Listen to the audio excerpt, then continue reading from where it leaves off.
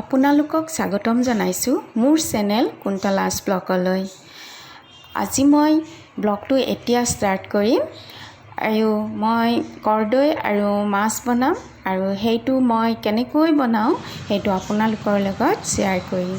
এইজোপা কৰদৈ গছ, এতিয়া মই কৰদৈ ছিঙিবলৈ আহিছোঁ।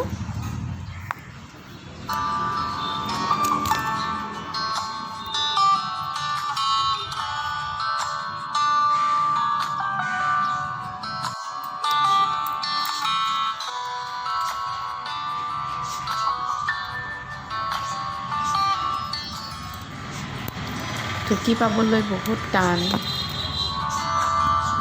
এয়া ছিঙিলোঁ, হৈ যাব 3টা কৰদৈৰে।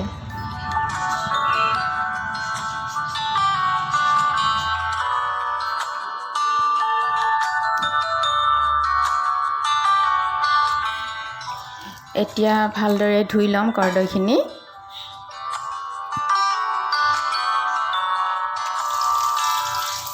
পিচ পিচকৈ কাটি লৈছোঁ আৰু গ্ৰাইণ্ডাৰত গ্ৰাইণ্ড কৰি লওঁ।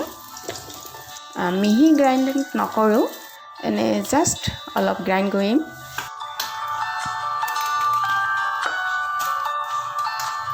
হৈ গ'ল। এতিয়া মাছখিনি হালধি সানি লৈছোঁ।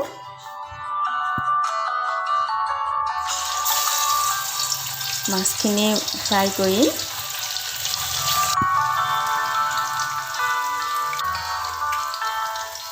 অলপ নিমখ দি দিছোঁ। এতিয়া মাছখিনি ফ্ৰাই হৈ গ'ল আৰু এনেদৰে গোটেইখিনি মাছ ফ্ৰাই কৰি ল'ম।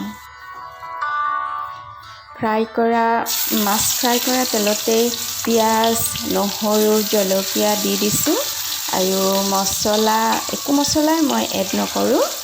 মাছৰ টেঙাত আমি মছলা নিদিওঁ। আপোনালোকে যদি মছলা খাব বিচাৰে মাছৰ টেঙাত তেনেহ'লে দিব পাৰে।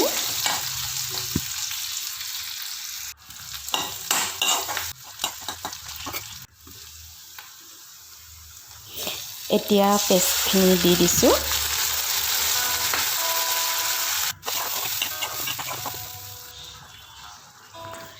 অলপ হালধি দিছোঁ আৰু সোৱাদ অনুযায়ী নিমখ দি দিছোঁ।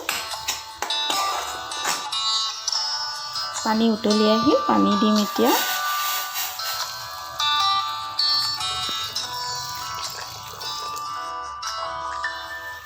এয়া উতলি আহিছে। এতিয়া ইয়াতে মাছ এড কৰিম।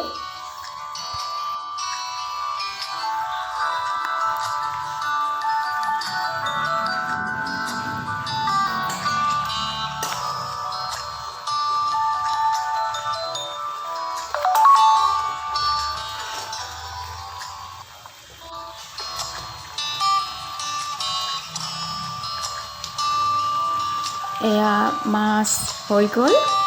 এতিয়া আমি খাম। পুনৰ লগ পাম আন এটা ব্লগৰ সৈতে। আজিলৈ বাই বাই।